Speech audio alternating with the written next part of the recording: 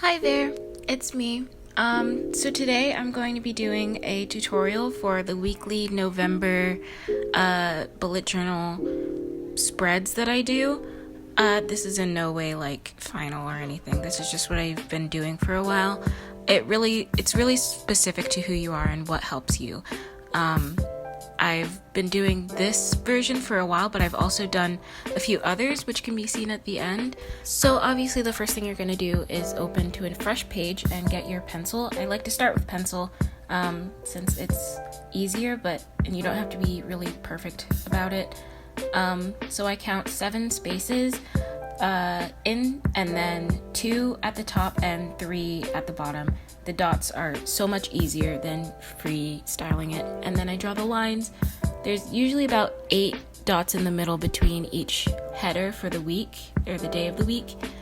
I go over that in Mildliner. Usually it's dependent on the theme of the month, I guess.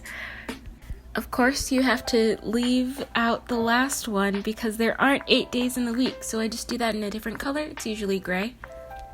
Now it's time to go over it in ink. This is a bit more precise, so be careful. I often make a lot of mistakes. I don't go over all the weekdays with a line, but I do put it where the notes section is going to be. That's the last 8th one, and then you erase all of the pencil markings. And now, of course, I'm writing in what day of the week it is, and on the last one, I'm putting notes. So any ideas that I have, anything that I want to accomplish by the end of the week, I'll just place in there. It's a little bit hard to see, but I like to put the abbreviation of the month right next to it, and then I think I forgot what week it was, so I had to check for the date on the other page, but now I'm writing those in there.